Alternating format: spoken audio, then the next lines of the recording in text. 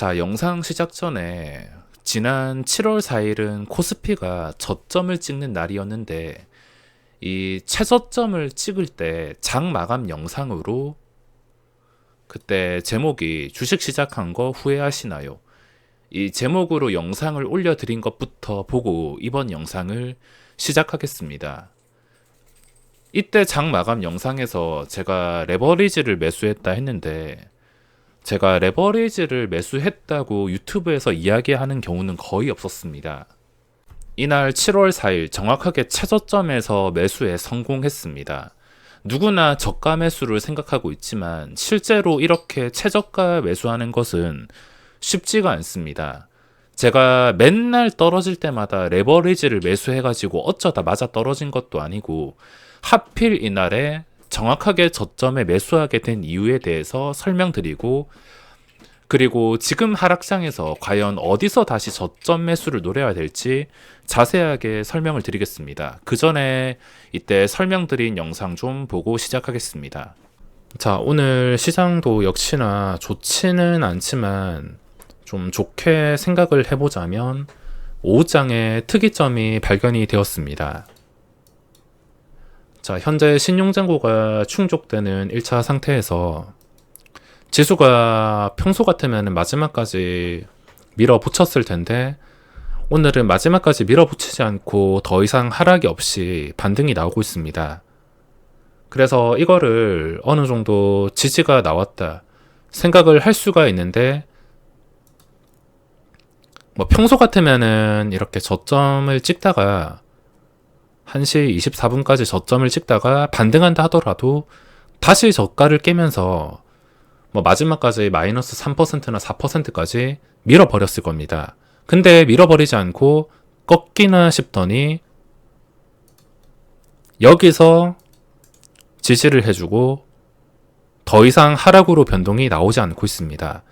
이걸 평소와 다른 특이점이라 생각할 수 있는데 여기서 1차 진입을 할 수도 있습니다. 저는 1차 진입을 했습니다. 종목은 종목으로 들어가는 것보다 저는 ETF 쪽으로 들어갔는데, 대신에 여기서 반등 실패하면, 특이점이 나왔는데도 반등 실패하고 오늘 코스닥의 저가인 712포인트 그리고 코스피의 저가인 2276포인트 이거를 다시 깨는 순간에는 빠르게 손절을 할 것입니다. 신용잔고가 자, 영상 보셨듯이 매수 이유는 아주 단순하며 최저점에서 잡을 수 있는 유일한 방법은 저는 신용잔고라고 보고 있습니다.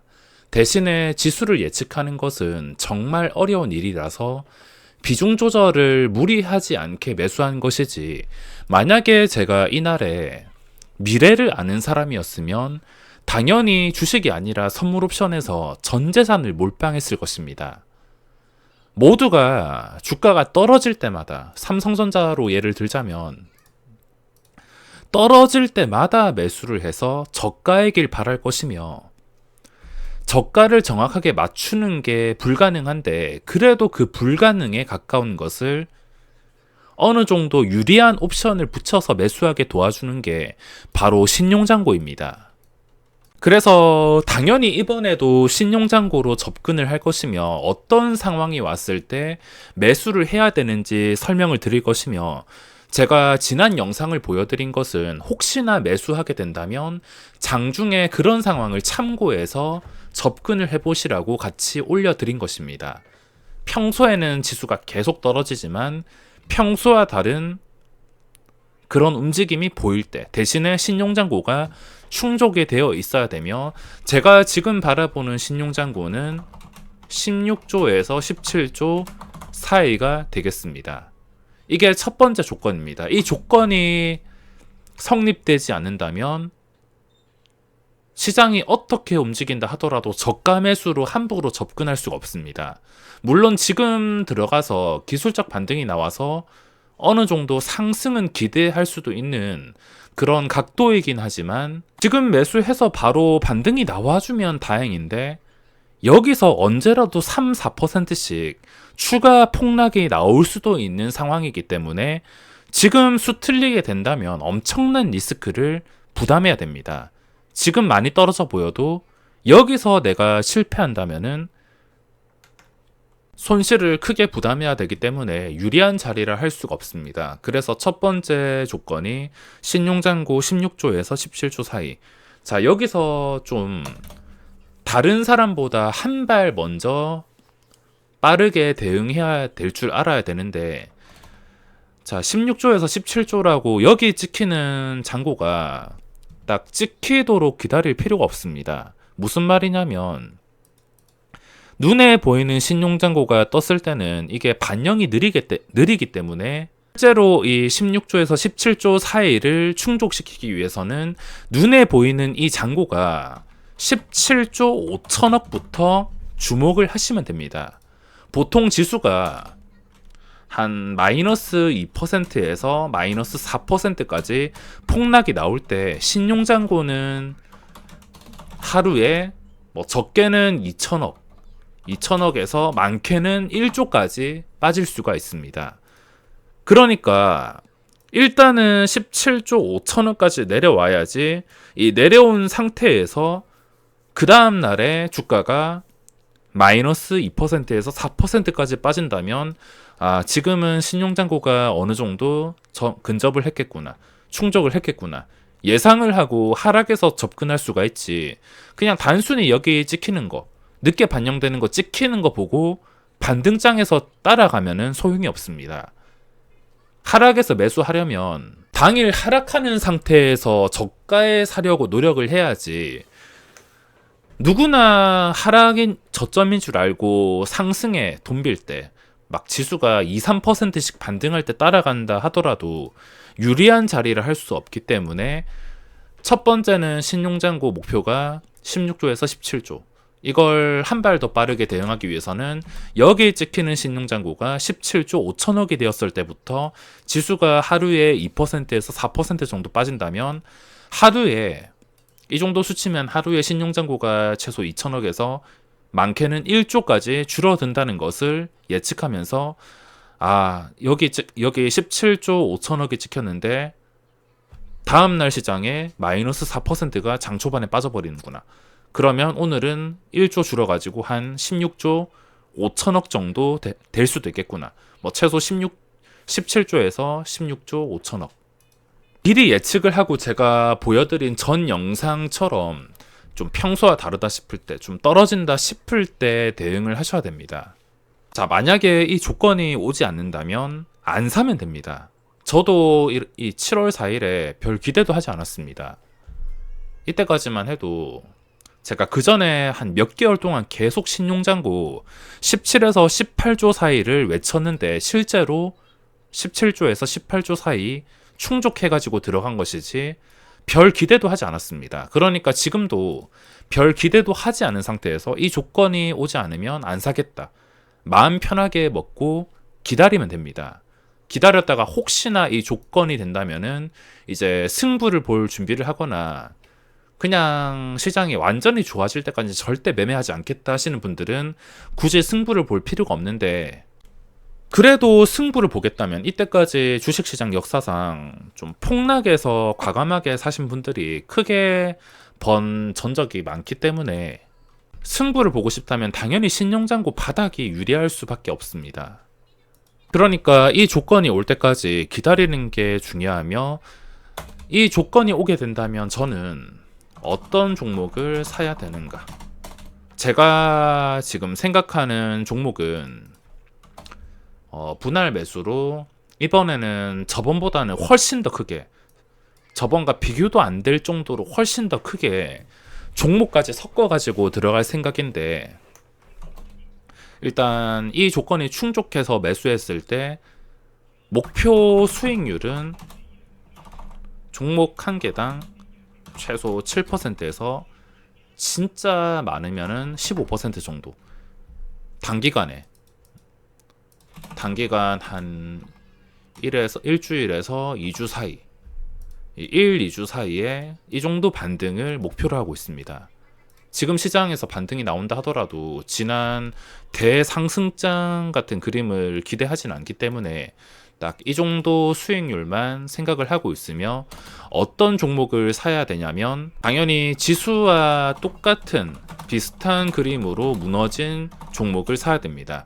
저 같은 경우에는 한 12개, 큰 거 12개 매수하려고 생각하고 있는데, 큰 거는 그냥 예시라고 하겠습니다. 100만 원이 될 수도 있고 뭐 10만 원이 될 수도 있고, 그냥 단순 예시일 뿐이니까 참고하시길 바라며, 저 같은 경우는 이 조건이 충족되게 된다면 당연히 첫 번째로는 레버리지, 코스피 200 레버리지 1.5개, 그리고 코스닥 150 레버리지 1.5개, 이거 두 개를 먼저 접근할 생각입니다. 이렇게 되면 벌써 3개 썼는데, 이제 남은 9개는 한 개씩 나눠가지고 지수와 똑같은 모양으로 무너진 종목들, 그건 차트만 보더라도 쉽게 찾을 수가 있습니다. 차트와 지금, 나중에 이 상황이 되면 또 달라질 수 있겠지만 지금 기준으로 말씀을 드리자면은, 남은 9개 중에 첫 번째는 삼성전자, 그리고 두 번째는 또 비슷한 모양으로 떨어진 하이닉스, 그리고 세 번째는, 자, 비슷한 모양을 찾아야 됩니다. 삼성전자 우선주도 될 수 있지만 삼성전자 우선주도 넣어도 상관없습니다. 삼성전자 우선주 넣어도 상관없는데 중복이 되니까 제외를 하고 다른 종목을 찾자면은 좀 지수와 비슷하게 가파른 각도로 무너진 것들, 네이버 그리고 카카오 비슷하게 무너졌습니다. 심하게 무너지지 않고 어느 정도 버텨준 것은 반등할 때도 약할 수가 있기에 지수와 좀 비슷하게 무너진 것들 공략하는 게 좋습니다. 그리고 셀트리온도 포함이 될 수 있는데, 전 개인적으로 셀트리온을 별로 좋아하진 않기 때문에 이건 제외를 시키겠습니다. 그리고 모양으로만 봤을 땐 삼성물산도 포함이 될 수가 있습니다. 종목을 이렇게 고르자면 널렸습니다. 그리고 금융주 제외, 비슷한 각도로 무너진 게 SK 이노베이션. 이건 예시로 든 거지 종목은 찾으면 널렸습니다. 코스피에서 찾을 수 웬만하면 코스피에서 매수할 것이고, 뭐 코스닥도 찾을 수 있긴 하지만 그동안 많이 오른 에코프로 BM, 그리고 자신 없는 바이오주들이 많기 때문에 저는 코스피 종목 위주로 매수할 생각입니다. 그리고 쭉 내리면은 지수와 좀 비슷한 모양으로 내려앉은 것들, 카카오뱅크도 어느 정도 반등을 노리고 접근을 할 수는 있을 것입니다. 카카오뱅크도 해당이 될 수 있고, 근데 신규주이기 때문에 카카오뱅크랑 크래프톤은 제외. 시장에 오래 존재한 종목들, 삼성 SDS, 8번째는 삼성 SDS, 그리고 9번째 마지막 삼성전기, 삼성전기로 하면 될 것 같습니다. 자, 이 조건이 온다면 저는 레버리지 2개랑 나머지 9개 종목 이렇게 나눠가지고 승부를 볼 생각입니다. 물론 공포장이 되면은 그 공포에 매수하는 게 쉽지는 않겠지만, 우리 개인 투자자분들은 주가가 떨어질 때마다 매수하려는 그 본능이 있는 것 같습니다. 그래서 어떤 종목이든 떨어질 때마다 저가를 기대하고서 들어가는데, 그냥 아무 때나 느낌이 좋아서 저가에 들어가는 것보다 좀 과학적이라 판단이 되는 지표인 신용장구, 저는 이것만 믿고서 승부를 볼 생각입니다. 그리고 승부를 굳이 볼 필요도 없습니다. 무조건 안전을 원하신다면 이런 반등을 포기한다더라도 하락장에서 오는 좀 일시적인 짭짤한 반등을 쿨하게 포기하시는 분들은 굳이 승부를 볼 필요가 없습니다. 이 승부도 당연히 리스크를 부담해야 될 수밖에 없으며, 지금 저도 처음 겪는 금리 인상기이기 때문에 어디까지 시장이 위험해질지는 함부로 예측을 할 수가 없다는 겁니다. 그래도 굳이 내가 떨어지는 것을 사 모으려면은 당연히 신용잔고에 의존을 할 수밖에 없습니다. 굳이 내가 넣을 것인가, 승부를 볼 것인가, 아니면 지금 누구나 처음 겪는 금리 인상기이기 때문에 나는 무조건 안전하게 가겠다. 반등을 포기한다 하더라도 무조건 안전하게 가겠다 하시는 분들은 이 영상을 그냥 참고 정도만 하시면 될 것 같습니다. 자, 오늘 영상은 여기까지 하고, 혹시나 신용잔고가 한 17조 5천억까지 근접을 하게 된다면 그때 다시 한 번 더 영상을 올려드리도록 하겠습니다.